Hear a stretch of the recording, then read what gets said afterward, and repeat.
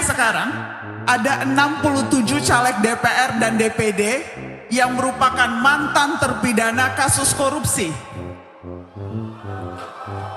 Dan 2 diantaranya, Pak, itu kader Anda.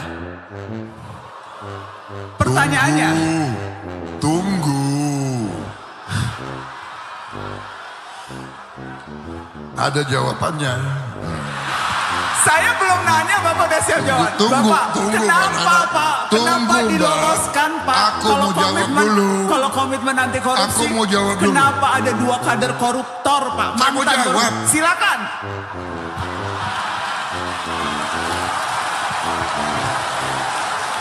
Dua calon itu sudah saya coret.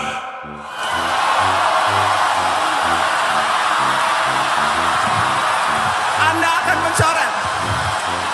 Sebentar, saya mau pastikan dulu. Saya mau pastikan. Sudah saya coret. Jadi Lur, di tayangan itu jelas banget kalau Eyang Prabowo bilang dia sudah nyoret 2 nama itu, Lur. Dia bahkan ngotot bilang kalau 2 nama itu sudah dicoret. Ya, ini dia bilangnya sudah dicoret ya, Lur, bukan akan dicoret, Lur. Jadi mestinya kalau memang sudah dicoret, ya 2 nama caleg itu ya sudah nggak ada lagi di halaman daftar caleg yang ditampilin di situs Komisi Pemilihan Umum atau KPU. Ya, tapi ternyata Lur, tapinya ya seperti kita semua sudah bisa duga sebelumnya. Ya, Eyang Prabowo ini ya ternyata lagi ngibul, Lur. Ya, soal 2 caleg koruptor itu, Eyang Prabowo ternyata cuma ngibul kalau nama mereka sudah dicoret. Ya, kenyataannya waktu diperiksa sama para wartawan, ternyata 2 nama caleg yang mantan terpidana korupsi itu masih ada di daftar caleg resmi yang ditayangin di situs Komisi Pemilihan Umum, Lur. Jadi Lur, 2 orang caleg Partai Gerindra yang kabarnya pernah dihukum karena korupsi itu namanya yang pertama Saifur Rahman yang jadi caleg Gerindra di daerah pemilihan Jawa Timur 4 sama satu lagi Army yang maju di daerah pemilihan Sulawesi Selatan 2. Nah Lur, sesudah ditelusurin sama para wartawan, ya ternyata 2 nama yang kata Eyang Prabowo itu sudah dicoret itu ya ternyata masih ada, Lur. Ya jadi Lur, jadi ki kepriben ya, Lur. Ya jadi Eyang Prabowo sudah bohong kan, Lur. Dia sudah ngibul, Lur. Ya, Eyang Prabowo ini ternyata tetap saja ya, Lur. Tetap saja dia ini tukang ngibul, Lur. Ya, jadi kalau buat Enyong sih ya jelas kalau Eyang Prabowo ini ngomongnya ora bisa dipegang. Dia ini ora bisa dipercaya maning, Lur. Ya, ini pendapat Enyong ya, Lur. Nah, gimana kalau pendapat sedulur-sedulur semua, Lur? Sedulur setuju apa ora kalau Enyong ngomong Eyang Prabowo wis ora bisa dipercaya maning, Lur? Nah, sekarang dengan terbongkarnya kebohongan Eyang Prabowo ini, ya gimana pendapat orang-orang yang selama ini mendukung sama mau pilih Eyang Prabowo? Apa mereka nggak takut dikibulin terus nantinya sama Eyang Prabowo? Ya, kalau menurut Inyong sih, Lur, kalau menurut Inyong ya ini fatal lah. Ini fatal kalau Eyang Prabowo sampai ngibulnya di acara Mata Najwa. Dia ngibulnya di kampus UGM. Dia ngibulnya sama Mbak Najwa Shihab. Ya, ini parah banget kan, Lur. Ini pokoknya parah banget lah, Lur. Ya, ini Inyong sampai menduga-duga loh, Lur. Ini Inyong kok malah jadi curiga kalau omongannya Eyang Prabowo ini memang banyak yang ngibul, Lur. Ya, waktu dia bilang kalau dia kagum banget sama Pak Jokowi, kalau dia mau ngelanjutin program-programnya Pak Jokowi, jangan-jangan, Lur, jangan-jangan semua itu ya cuma bohong juga, Lur. Jangan-jangan semua itu ya cuma ngibul juga. Ya, ini bisa jadi juga kan, Lur. Jangan-jangan itu semua cuma ngibulnya Eyang Prabowo saja demi ambisi dia buat jadi presiden. Ya, Ya, jangan-jangan di hati kecilnya sendiri Eyang Prabowo ini sebetulnya sama sekali orang peduli apakah dia bisa melanjutkan program-program atau sanggup melanjutin program-program Pak Jokowi selanjutnya, Lur. Ya, soalnya kalau Inyong sih menilainya Eyang Prabowo, ya Inyong menilainya kalau Eyang Prabowo ini ya orang bakalan sanggup lah buat bisa ngelanjutin program-program Pak Jokowi. Menurut Inyong sih buat belusukan saja Eyang Prabowo ini sih kayaknya fisiknya juga wis orang sanggup, Lur. Nah, itu pendapat Inyong ya, Lur. Gimana kalau menurut sedulur semua? Apa sedulur yakin Eyang Prabowo punya cukup stamina buat bisa kerja keras ngelanjutin program-programnya Pak Jokowi? Bisa kerja saset apa orang kue Pak Prabowo, Lur? Ya, tulis pendapatnya di kolom komentar ya, Lur. Ya wis ya, Lur, itu saja, Lur, pembahasan Nyong hari ini, Lur. Ya, kita semua jangan sampai mau ya, Lur. Kita semua jangan sampai mau dikibulin sama Eyang Prabowo. Kepriben, Lur, setuju apa orang sama pendapatan Inyong, Lur? Ya wis ya, Lur, Inyong pamit dulu, Lur. Matur suwun. Dua calon itu sudah saya coret. Oke, kembali lagi di channel MD 2045. Salam inspirasi, salam NKRI, harga mati. Teman-teman mungkin sudah mendengarkan sedikit edukasi dari saudara kita Lis mengenai Prabowo Subianto. Betapa blundernya Prabowo Subianto di saat di acara Najwa Shihab yang diselenggarakan di Universitas Gadjah Mada pada tanggal 20 September 2024. Jadi menurut saya Prabowo Subianto itu tidak layaknya menjawab dengan joget-joget. Seorang pemimpin tentunya harus menjaga sikap dan karakternya. Kalau pemimpin yang suka joget-joget, gemoy-gemoyan, tentunya tidak layak menjadi pemimpin kalau menurut saya. Momen Prabowo Subianto joget-joget saat ditanya Najwa Shihab soal napi korupsi jadi kader Gerindra, yang dimana terdapat 2 dari partai mereka yang melakukan korupsi. Momen bakalan calon presiden Koalisi Indonesia Maju, Prabowo Subianto berjoget kecil saat menjawab pertanyaan Najwa Shihab mencuri perhatian warga. Jadi ketika Prabowo Subianto melakukan joget-joget, banyak jutaan warga memperlihatkan dan mempertontonkan betapa kacaunya Prabowo Subianto di saat acara Najwa tersebut. Jadi masyarakat pun akan berpikir memilih Prabowo Subianto. Kita bisa lihat elektabilitas dari Prabowo Subianto setelah siap acara Najwa Shihab tersebut malah makin menurun.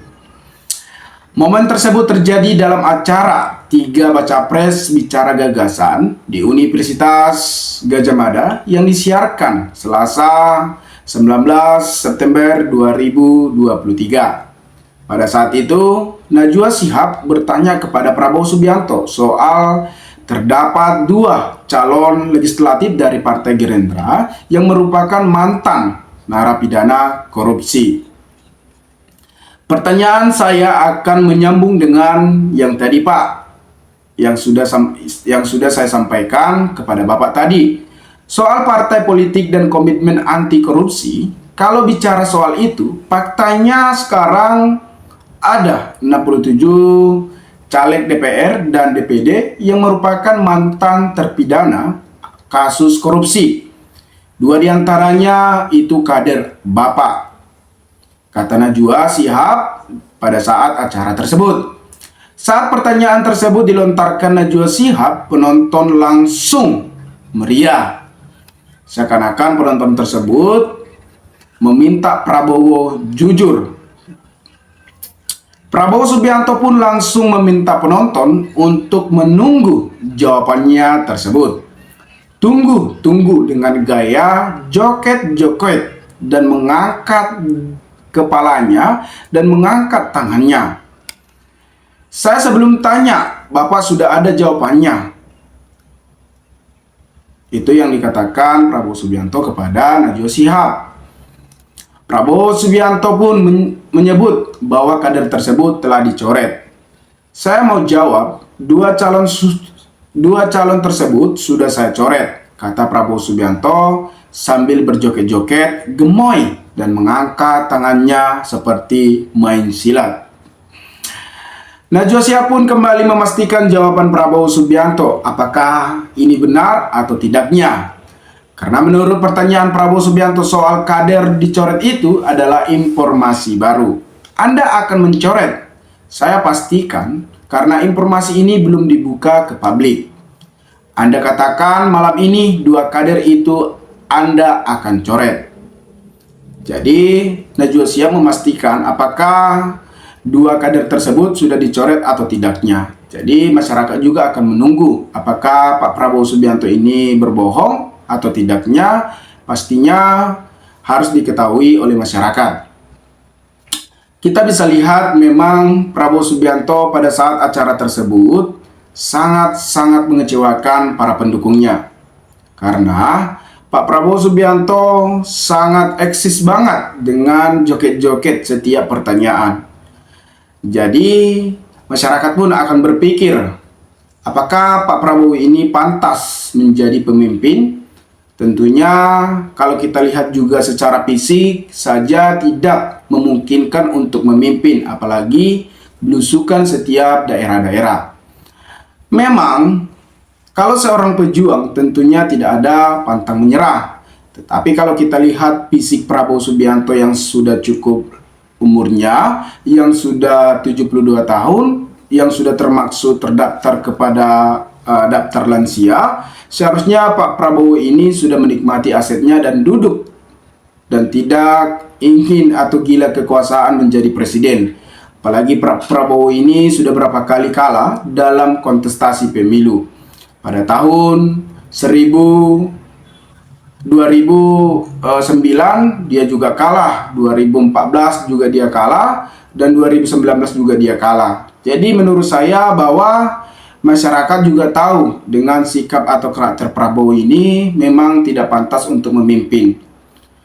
Apalagi sekarang ada tren-trennya fenomena gemoy yang seakan-akan membutakan anak muda dan menutupi karakter asli Prabowo Subianto.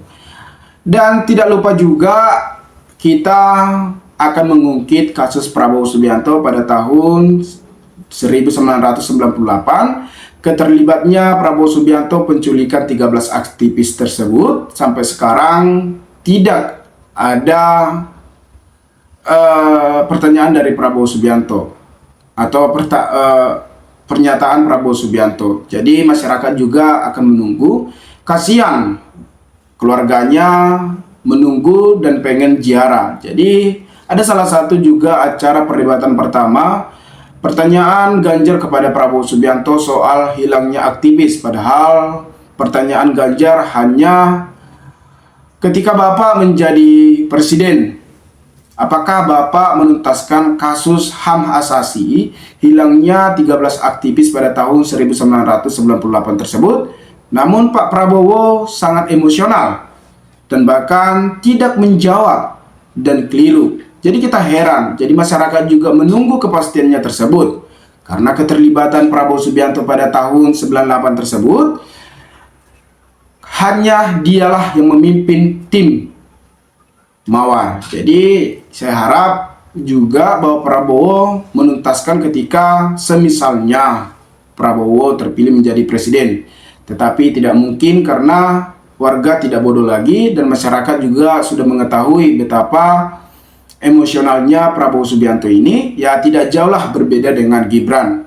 Apalagi Gibran juga yang sudah bermasalah di MK, yang tidak cukup usia bisa meloloskan dan memberikan karpet merah.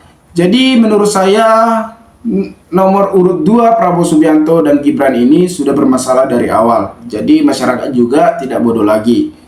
Dan mungkin Pak Jokowi juga akan berpikir untuk mendukung Prabowo Subianto dan Gibran ini. Mungkin sudah terlanjur dan sudah salah strategi yang digunakan oleh Joko Widodo. Dan ada salah satu juga informasi mengenai Prabowo Subianto soal aset yang mandat. Prabowo belak-belakan sebut asetnya banyak mandat karena tak berkuasa 20 tahun. Nah, artinya ketika nanti Prabowo Subianto menjadi presiden dan berkuasa, artinya dia hanya memikirkan asetnya, bukan memikirkan masyarakat dan bukan memikirkan Indonesia lagi. Dari perkataan Prabowo Subianto ini bisa kita kutip, 20 tahun dia tidak berkuasa. Tidak berkuasa artinya dia hanya memikirkan asetnya tersebut. Sebagai pejabat publik, Prabowo Subianto adalah bakalan calon presiden yang juga menyandang status Menteri Pertahanan. Untuk itu kekayaannya perlu dilaporkan di LHPKN atau Lembaga Harta Kekayaan Pejabat Negara. Dalam laporan, total kekayaan Prabowo tercatat lebih dari 2 triliun, mencatatkan dirinya sebagai bakalan calon presiden dengan harta tertinggi dibandingkan 2 nama lainnya, yaitu Anies Baswedan dan Ganjar Pranowo.